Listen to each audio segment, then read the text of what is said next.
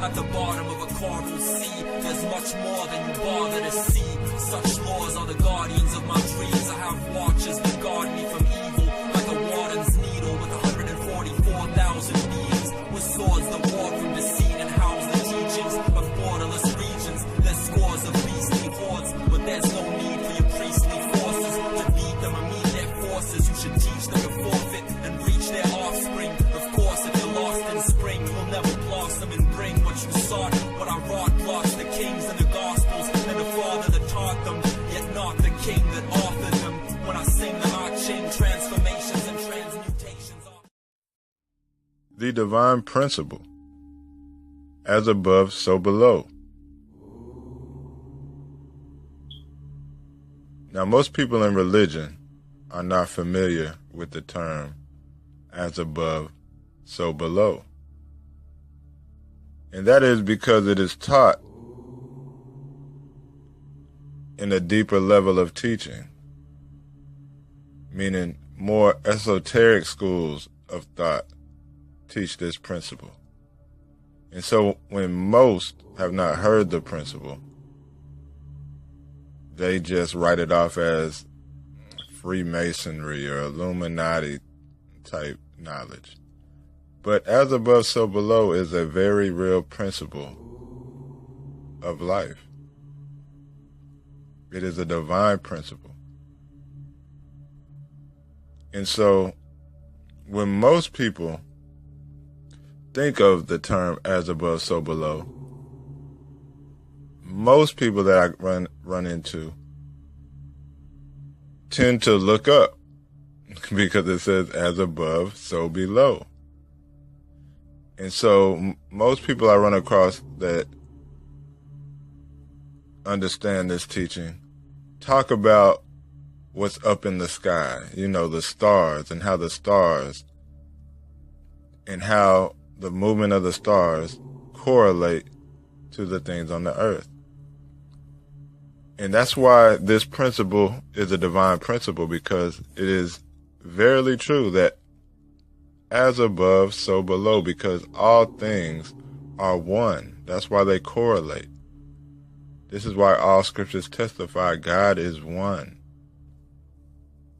because all exists in the mind of God. And so as above, so below, again, a majority, should I say, of the people that I run into that use this principle speak of how the stars align and how it tends to, manifest in the earth. Meaning, if you're born a Virgo, most Virgos have certain qualities or tendencies. Or a Aries has certain quality or tendencies. A Libra, same way. They usually have dominant tendencies. And that's because of the way the stars are formed. What I was more interested in is the invert way of saying this divine principle. And that is not as above, so below, although that is true, but as within, so without. Because this is, to me, more closer to finding out the truth of existence. Because when one says as above, what they're really saying is as within, so without. All that is without is within. All that is below is above. Because all is a movement of one thing, if we could call it a thing. And so, for instance, let's look at what is matter made of. People will say, well, the four elements: earth, fire, air, water. Okay, what are they made of? People say atoms. Well, what are atoms made of? So we go back to what, because if as above, so below, if this principle holds true, and as within, so without, all of existence basically holds the same let's call it stuff, for lack of a better word. Everything in existence has the same conglomeration of things. What do I mean? Well, if all of the material world is made of earth, water, air, and fire, then it must be shown. For example, our bodies are made of all these elements. Isn't your body temperature 98 degrees? There goes your fire. Well, isn't your body 70% water? Roughly. Well, there's your water. Doesn't your body intake air? There's your air. Isn't your body made of earth? All four of the elements reside in the body.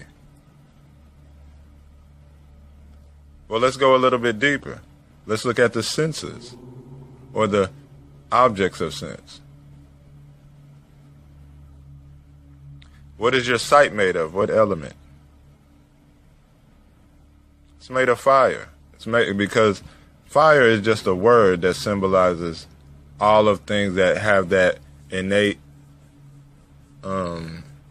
inherent quality, which light is a higher realm of the physical fire. Because when it says earth, water, air, and fire, it's not speaking of the literal physical manifestations.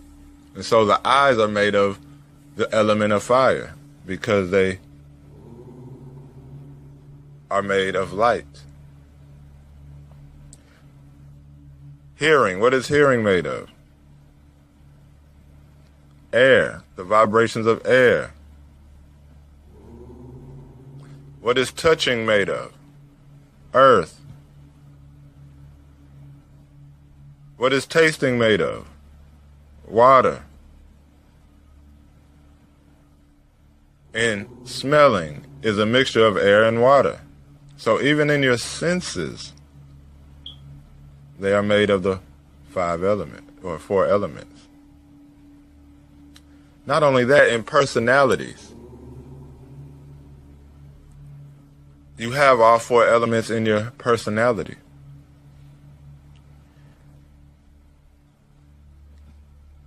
The element of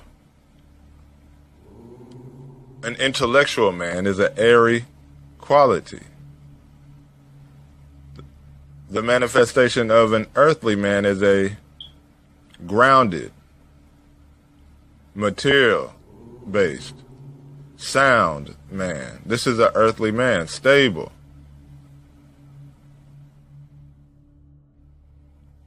A man who is active and ambitious, always seeking, is a quality of fire, the element of fire.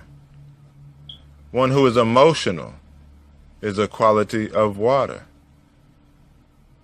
And so on and so forth. It goes up to higher realms of the feelings. Anger is a fiery feeling. All these, up to thoughts, all these elements exist in the higher planes of your being. But there's a fifth element, which all four of these elements move within, and that fifth element is spirit. And since all of existence is filled with these 4 or 5 elements, you as well are filled with all 4, or should I say 5 of these elements. Not only the 4 elements, but also the 5th one, which is spirit. And this 5th element lies at the core of your being. This is what most men seek for peace, happiness, and joy.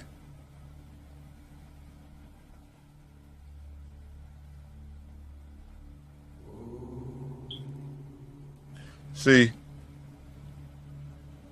I quoted on a social media page earlier that which moves the sun and the stars also moves my body, my feelings, my thoughts.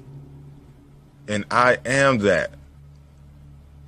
I am that which moves all things. Not just my body, but all things. That's what you are.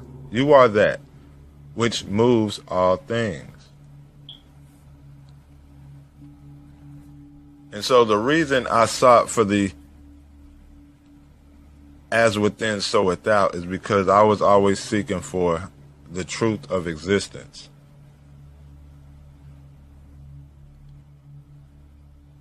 And peace is the inner nature of humankind. Or a better word would be God, or this spirit is the inner nature of humankind. And if you find it within yourself, you will find it everywhere. If you find God within, you will see God everywhere without. Because peace is nothing but a fragrance or an aroma of this spirit, which right now we're using the word God. So if you find that peace or that which you truly are, which all these so-called elements move about in, you will find that peace everywhere, because you will no longer identify as one of the objects that go through things. You are the rest behind the motion. And before I started studying these deeper teachings, I always wanted to go out and change the world. I wanted to reform the world. I thought this was the goal. And so I want to quote Ramana Maharshi, 20th century Hindu mystic. He said, wanting to reform the world without discovering one's true self is like trying to cover the world with leather to avoid the pain of walking on stones and thorns. It is much simpler to wear shoes. What is he pointing to? See, we all go out to seek to change the world. How can we make the world a better place? Not knowing that the trouble you'll go through to cover the whole world with leather. Is it possible? So you can walk peacefully through life. No, you must first use that leather and put them on your shoes. And put them on, as shoes. And then you will walk peacefully. Then you can teach others how to walk peacefully. By getting them shoes. And this is symbolic of finding that essence, that Christ, that Atman, that peace that is already within you, that spirit, which you are. Because again, as above, so below. All things correspond with one another, and all things hold all five elements: water, air, earth, fire, and they all exist in the fifth element, which is spirit. There is nothing but spirit. Just as when you're in a dream, you feel material, you feel fire, water, earth, and air. But when you wake up out of that illusion of a dream, you realize they were all made of this subtle mind stuff, dream stuff. But yet it felt as real as this world. And when one wakes up from this world, they see all is made of spirit. There is no such thing as material. Even scientists will tell you 99.9999999% of all material is space. There's nothing there because it is all spirit. All is God. And when you see yourself, because this intellectual knowledge here will not bring you peace. No knowledge, no words can bring you peace eternally. Only that which resides in you. When you find it, when you tap into the well of existence, it will gush out throughout all existence, and all you will see is God. Shalom.